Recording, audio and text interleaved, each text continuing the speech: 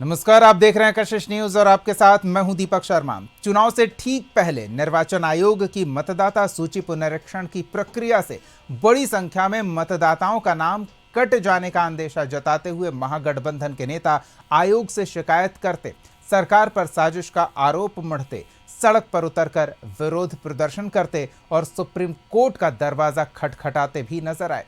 वोटरों की छटनी के अंदेशे के साथ को बटोरने की जोरदार कवायद हुई, लेकिन यह कवायद कितनी कामयाब रही, ये सवाल तो पूछेंगे कि चुनाव से पहले की लड़ाई जनता किसके साथ आई। सवाल का जवाब लेंगे। हमारे साथ कुछ मेहमान जुड़े हुए हैं, उनसे आपका परिचय करा दें। हमारे साथ आरजेडी की ओर से पार्टी का पक्ष रखने के लिए प्रमोद सिन्हा जी हैं, कांग्रेस की ओर से पार्टी का पक्ष रखने के लिए अजय पासवान जी हैं और जेडीयू की ओर से किशोर कुणाल जी हैं। आप तीनों का बहुत बहुत स्वागत है। प्रमोद जी, जनता कितना साथ आई, तमाम अंदेशों को लेकर आपके पार्टी के नेता सड़क पर उतरे थे, कैसा रहा ये बंद, किस तरह से देखेंगे?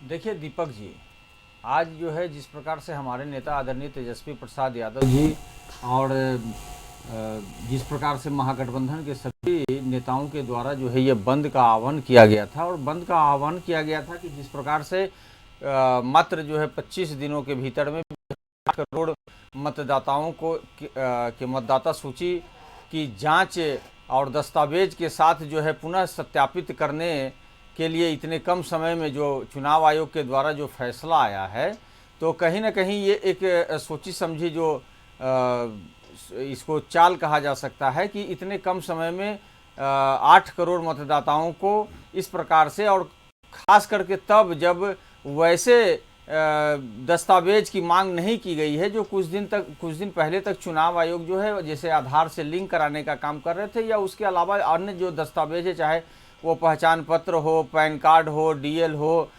मनरेगा कार्ड हो, तो इस तरह से जो है वो, लेकिन जिन दस्तावेजों की मांग की गई है वो शायद ही या एक या 2% लोगों के पास वो दस्तावेज उपलब्ध है। तो ऐसे में हम महागठबंधन के तमाम नेताओं ने आज जनता के बीच जाकर के और जनता के बीच जाकर के और जनता की भागीदारी को सुनिश्चित करने के लिए जो है आज जो है बिहार बंद का आह्वान किया था। और हम जो है लोकतंत्र है, तो लोकतंत्र में जो लोकतांत्रिक प्रक्रिया में मिले हमको जो प्रदत्त अधिकार है उसका हम लोग इस्तेमाल करते हुए जनता के बीच जाने का काम किए हैं और न्याय की आस को लेकर के हम लोग सुप्रीम कोर्ट भी जाने का काम किए हैं। आज की जो बंद थी बिहार में, उसमें बड़ी संख्या में जन भागीदारी इसमें रही, बंद को स्वतः स्फूर्त बंद कराने में। और हम समझते हैं कि इससे जो है कम से कम जो है चुनाव आयोग और जो देश में जो है एनडीए की सरकार है उसकी जो है आंखें खुलेगी। चलिए, मतलब आप मानते हैं कि जनता का पूरा भरपूर सहयोग मिला।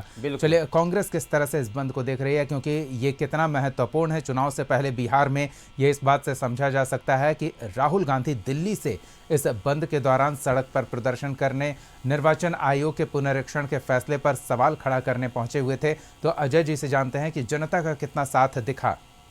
देखिए दीपक जी, जनता का कितना साथ दिखा वो आपने खुद देख लिया है, मगर राहुल जी का जो है लगातार पिछले 2-3 महीनों से इस पे लगातार चर्चा चल रहा था। जिस तरह से महाराष्ट्र में और हरियाणा के चुनाव में वोटर लिस्ट के साथ छेड़छाड़ हुआ, आप देखेंगे कि जिस तरह से 2024 के मई में चुनाव हुआ और महाराष्ट्र में वोटरों की संख्या 5 करोड़ 29 लाख के आसपास थी, 9 करोड़ 29 लाख, और ये मात्र 4 महीने में जब महाराष्ट्र का चुनाव होता है तो ये लगभग 31 लाख बढ़ जाता है। तो इस तरह की कई चीज़ें आई। हरियाणा में भी आपने देखा होगा कि एक फ्लैट से 3,500 से ज़्यादा वोटर्स बनाए गए। इसी तरह से महाराष्ट्र में होता लगातार जो छेड़छाड़ चल रहा था उसको लेकर राहुल जी कई बार एडिटोरियल के माध्यम से और कई बार मंच के माध्यम से भी बोल चुके हैं। रही बात चुनाव आयोग को लेकर, तो चुनाव आयोग आज एक फैशन के रूप में आ गई है और इसीलिए कांग्रेस पार्टी हमेशा उसे मोदी आयोग की नया नाम देने के काम कर रहा है। आप देखिएगा किस तरह से नरेंद्र मोदी के इशारे पे चुनाव आयोग चल रहा है। आपने देखा होगा कि कैसे निर्वाचन आयोग के गठन में इस तरह से छेड़छाड़ किया गया, सुप्रीम कोर्ट के जो चीफ जस्टिस होते हैं उनको हटाया गया, तो ये पारदर्शिता खत्म किया गया है उसके आयोग के गठन को लेके। तो आज वो जो उनकी मंशा थी कि आम निर्वाचन को प्रभावित करना, तो बिहार का चुनाव जो है सरासर ढंग से आप देख रहे होंगे कि बिहार का चुनाव प्रभावित करने के लिए चुनाव आयोग ने जिस तरह से पुनरीक्षण की बात की है, आप देखेंगे कि अभी वो जो दौर बिहार और दक्षिण बिहार दोनों प्रभावित इलाके हैं, एक बाढ़ से प्रभावित है, बाकी दूसरा जो जगह है, नौकरी पेशे वाले लोग हैं, सब बाहर जाते हैं, तो ये संभव नहीं है। तो ये पूरी तरह से सुनियोजित साजिश है और इस साजिश के तहत जो है इलेक्शन कमीशन जो है काम कर रहा है। और सबसे बड़ी बात है कि इलेक्शन कमीशन के पास एक डेलीगेशन गया था, कई महत्वपूर्ण पदों पर बैठे हमारे पार्टी के और महागठबंधन के जो नेता हैं तमाम, और कोई नोटिस तक नहीं लिया गया। तो इससे ये स्पष्ट हुआ, तब जाकर जो है पार्टी और महागठबंधन के तमाम घटक दल रोड पर आए हैं और जनता का जिस तरह से समर्थन मिला है, ये तो आपको पता है कि जनता चुनाव में जब जाएगी तो किस तरह से जाएगी।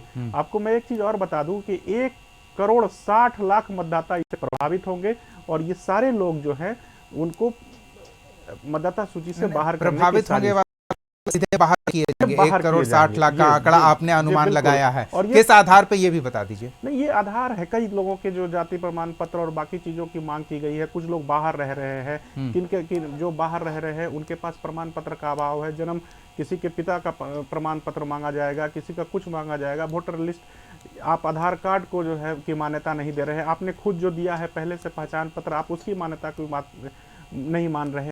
तो ये तमाम ऐसी चीजें हैं जिससे सबसे ज्यादा प्रभावित दलित वर्ग होगा, पिछड़ा वर्ग होगा, अति पिछड़ा वर्ग होगा, अल्पसंख्यक समाज का लोग होगा, मजदूर क्लास का लोग होगा। तो ये आपको भी पता है कि ये ऐसे वर्ग हैं जिनके पास बुक कीपिंग की कमी होती है। बैंकों में जब आप खाता खोलाने जाते हैं तब वो एक बार नहीं 3 बार 4 बार उनको जाने के बाद जो है खोला जाता है। तो ये एक महत्वपूर्ण चीज है। अब तो करीब हर व्यक्ति का खाता खुल गया है, और आप कह रहे हैं वो कभी कांग्रेस का समय रहा होगा। हम मोदी को मंच से बोलते सुनते हैं कि खाते नहीं खुला करते थे। अभी भी कई उदाहरण हैं जहां पे बैंकों में किस तरह से दौड़ाया जाता है। तो ये तमाम चीजें बिहार में अभी है और ये लोकतंत्र की हत्या का प्रयास है। जिस तरह से आज जो है, चलिए, वो लोकतंत्र की हत्या पर आई का रोना रोते हुए सड़क पर उतरे हैं, लेकिन निर्वाचन आयोग से कोई मुलाकात करने नहीं गए हैं। बंद का क्या सार्थकता बंद की रही है, ये समझ में फिलहाल नहीं आई है। हम फिर आपके पास लौटेंगे और पहले हम किशोर जी से जान लेते हैं कि जनता कितना इनके साथ नजर आई है। किशोर जी, क्योंकि इन्हें तो हर तरफ लोगों का हुजूम ही नजर आया है, आपको क्या दिखा? देखिए दीपक जी, सैकड़ों फुटेज आया है, सबके पास आया है, सोशल मीडिया में घूम रहा है। जनता के नाम पे भैंस जरूर साथ आया है। चमचमाती सड़क पे भैंस को खड़ा करके जिस तरह से आम जनजीवन को अस्त व्यस्त करने का प्रयास किया गया इन लोगों के द्वारा, वो बेहद ही दुखद है। एक फैंटेसी के लिए कहीं ना कहीं जब सुप्रीम कोर्ट में मामला था और योगेंद्र यादव जी जो राहुल जी के साथ पदयात्रा में शामिल होते हैं, वो भी एक एप्लीकेंट है। मनोज कुमार झा जी जो आरजेडी के सांसद हैं, वो भी एक एप्लीकेंट है। और इन लोगों को सुप्रीम कोर्ट के निर्णय का इंतजार किए बिना जिस प्रकार से आम जनमानस को व्यथित करने के लिए, व्यवधान डालने के लिए यह किया गया है, बिल्कुल ही गलत था। आप समझ सकते हैं कि पटना के लगभग उसको बंद कर दिया गया इस बंद के नाम पर। आप एक दिन का कीमती वक्त जो बच्चों का होना चाहिए था वो चला गया। रही बात चक्का जाम नाम दिया गया, और चक्का वाली गाड़ी से ही राहुल जी आते हैं और हाथ हिलाते हैं और साथ में संविधान का एक प्रतीक लहराते हुए बोलते हैं कि हम संविधान बचाने आए हैं।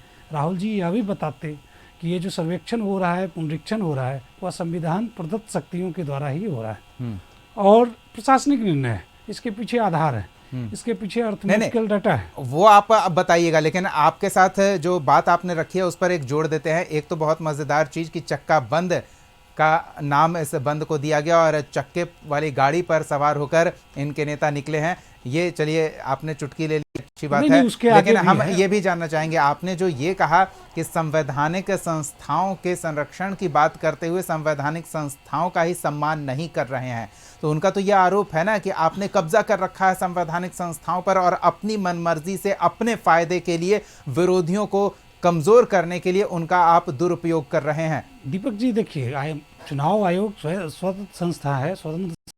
हम लोग एक राजनीतिक दल को रिप्रेजेंट करते हैं। चुनाव आयोग के निर्णय से आप सहमत या असहमत हो सकते हैं, लेकिन चुनाव आयोग के अस्तित्व, उनके इंटेंशन को आप कटघरे में खड़ा करेंगे तो कहीं ना कहीं पूरे देश की व्यवस्था को आप कटघरे में खड़ा कर रहे हैं। इंटेंशन इसलिए क्योंकि इन्हें लग रहा है कि आपकी पार्टी के राजनीतिक इच्छा को ये पूरा करने का जरिया बन गए हैं। आप समझेंगे 77,000 बीएलओ है। बीएलओ किसी पार्टी का हिस्सा नहीं होता है, वो सरकारी कर्मचारी होते हैं। तकरीबन 4 लाख वॉलेंटियर्स हैं जो एनसीसी के लोग हैं या एनएसएस के लोग हैं, वो भी किसी राजनीतिक दल के हिस्सा नहीं हो सकते हैं, वो भी इंडिपेंडेंट बॉडी हैं।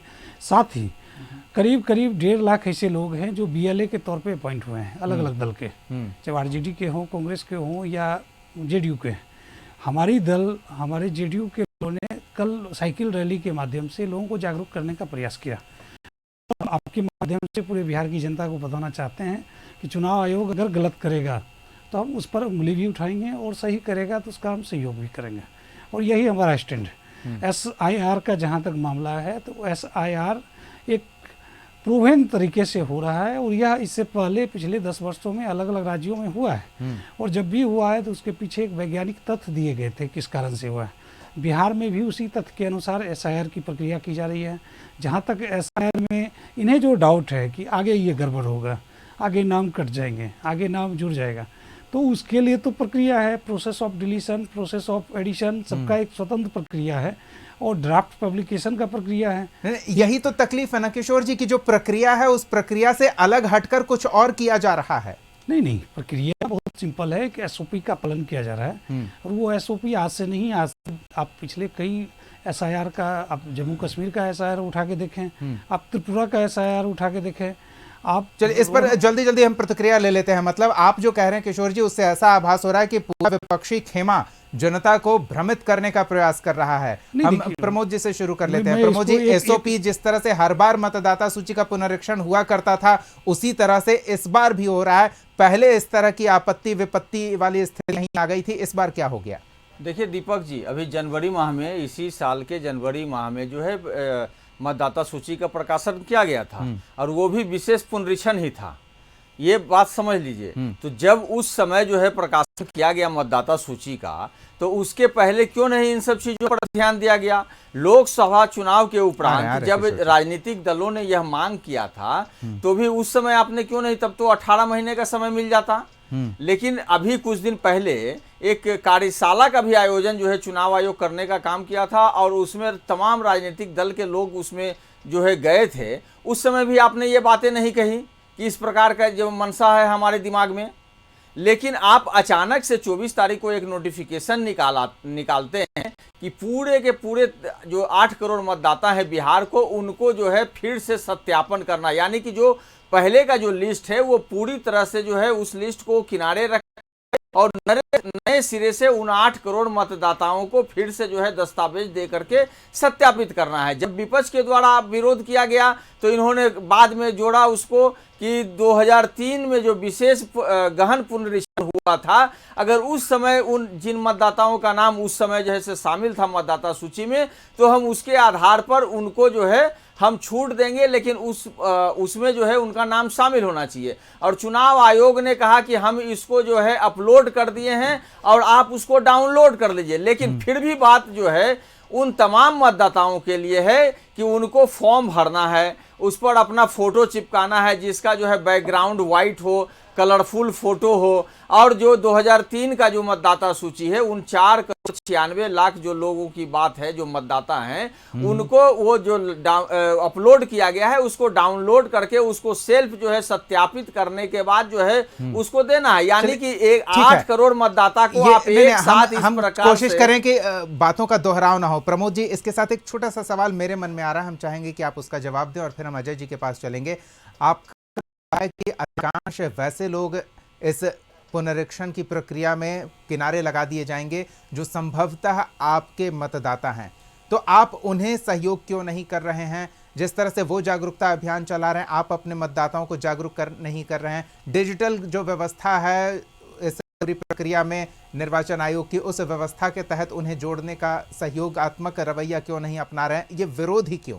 नहीं, देखिए दीपक जी, हम लोग जो है जो आप जो बात बोल रहे हैं, तो सबसे पहले तो ये समझ लीजिए कि राष्ट्रीय जनता दल हो या महागठबंधन की जो चिंता है वो वोटों की नहीं है, वोटरों की है।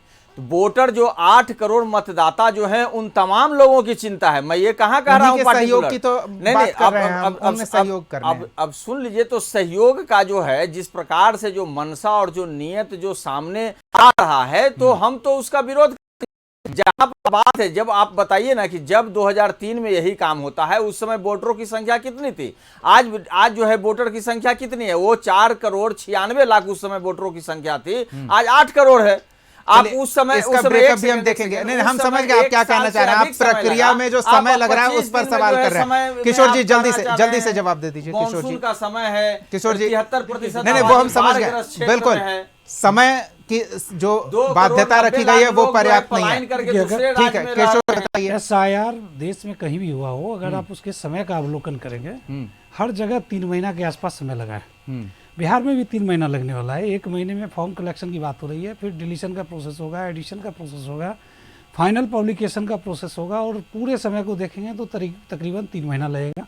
और ये भी देखेंगे, यही एक छोटा सा सवाल इसी में जोड़ देते हैं। 1 अगस्त को होगा। हाँ, ये जो अभी बिल्कुल जो लिया जा रहा है उसका प्रकाशन 1 अगस्त को ड्राफ्ट होगा। 1 अगस्त को प्रकाशित किया दावा जाएगा और आपत्ति किया जाएगा। मतलब आप नाम काट दीजिए, उसके बाद हम आपत्ति करें कि मेरा नाम तो कट गया, या हम दावा करें कि नया नाम उसमें जोड़ दीजिए। नहीं, ये अलग प्रक्रिया है, और ये अलग प्रक्रिया हम है। देखें कि जब व्यवस्था डिजिटल हो गई है तो कुछ ज्यादा करने को रहेगा नहीं। कंप्यूटर वो लिस्ट तैयार कर देगा, सब डेटा कंप्यूटर पे अपलोड हो जाएगा। तो 26 तक ये प्रक्रिया चलेगी, 4 दिन में ड्राफ्ट तैयार हो जाएगा। और ये असंभव कार्य नहीं लगता है। जब पूरी व्यवस्था डिजिटलाइज हो जाएगी, कंप्यूटर काम करेंगे, तो फिर ये असंभव कार्य नहीं लगता है। चलिए किशोर जी, जो अभी तक जो प्राप्त रिपोर्ट है, चुनाव आयोग अपना क्या डाटा दे रहा है, मैं उस पर की बात नहीं कर रहा हूं, लेकिन हम लोग भी जो है जीवन में 30 साल से अधिक उम्र है हमारा भी सामाजिक और राजनीतिक जीवन का, और हमारे क्षेत्र में भी BLO आते हैं और मिलने जुलने का काम करते हैं। तो हम लोग उनसे अद्यतन जानकारी जो प्राप्त कर रहे हैं, तो अभी तक जो है उनको 20 से 25% भी जो है फॉर्म उनको जो है वापस नहीं मिल पाया है। ये आप समझ लीजिए, भले चुनाव आयोग का डाटा चाहे जो हो, मैं राजधानी पटना की बात कर रहा हूं, सुदूरवर्ती इलाके की बात नहीं कर रहा हूं, मैं सीमांचल और कोसी और मिथिलांचल की बात नहीं कर रहा हूं, जो बाढ़ प्रभावित क्षेत्र है। अब आप समझ सकते हैं कि किस प्रकार का रवैया अपनाया जा रहा है। आप नहीं हो तो बात कर लीजिए खुद, कहीं ना कहीं। किशोर जी से जान लेते हैं। किशोर जी जल्दी से जी, परेशानी इनकी दूर कीजिए। नहीं, इनकी परेशानी ये है कि SIR हो नहीं। ये चाहते हैं कि जो 15% प्रविष्टियां गलत पाई गई। ये जो व्यवस्था है, व्यवस्था हमने कहा कि ये आप विशेष पुनरीक्षण जो कराने, गहन पर पुनरीक्षण कराना चाह रहे हैं, आप कराइए। इसमें कहा कभी इसके पहले कभी कोई हुआ क्या विरोध? 2 महीना और समय ले लेते हैं, ये आप कह रहे हैं। आप समय नहीं दीजिएगा, जबरदस्ती कराने का प्रयास करिएगा तो लोकतंत्र में विपक्ष अपनी भूमिका का निर्वहन करेगा। ठीक है, हम समझ गए। जबरदस्ती समय थोड़ा और देते हैं। इनकी परेशानी यही है कि 15% प्रविष्टियां जो डाउटफुल है वो करेक्ट ना हो। कैसे हो गया? जब बात है, हम 8 करोड़ प्रमोद जी एक बार सुन लेते हैं। अजय जी आपके पास आएंगे, एक बार किशोर जी से सुन लेते हैं ना कि उन्हें किस चीज को लेकर डाउट है। नहीं, आप किशोर जी एक बार उनका डाउट सुन लेते हैं अजय जी, फिर हम परेशानी यही है जो 25 लाख वोटर्स जिसको डाउटफुल फेज में रखा गया है, माने जो वोटर्स हैं जिन्होंने लोकसभा चुनाव में वोट दिया है वो डाउटफुल हैं, ये आप कह रहे हैं। बिल्कुल वोटर्स के एक बार प्रमोद जी बिल्कुल हम क्लियर करा रहे हैं ना, आपको कोई परेशानी नहीं होगी। हम कोई सवाल छोड़ेंगे नहीं, सवाल हम पूछेंगे और उस समझने का प्रयास कीजिए कि इलेक्शन कमीशन जो सर्वे कराया पिछले साल मई 2024 चुनाव के बाद, तो कई फैक्ट इसमें फैक्ट ये भी था कि ऐसे लोग हैं जो डुप्लीकेट हैं, यानी 2 जगह 3 जगह जिनका नाम है, कुछ ऐसे हैं जिनकी मृत्यु हो गई है फिर भी उनका नाम वोटर लिस्ट में है। तो इन लोगों को डाउटफुल डिस्क्रिप्शन के साथ रखा गया, और चुनाव आयोग का यही प्रयास है कि 1,60,00,000 अजय जी बता रहे हैं, तो ये डाउटफुल 1,60,00,000, आप 25 लाख है, तो करीब करीब क्या हम आंकड़ा लेकर चलेंगे? डाउटफुल किसे माने? ये एक सेकंड हम जोड़ देते हैं, चूंकि हम काफी जुड़े रहते हैं और काफी जो है धरातल सक्रिय रहते हैं। मैं नहीं, एक सेकंड फिर आप ही बोल लीजिएगा।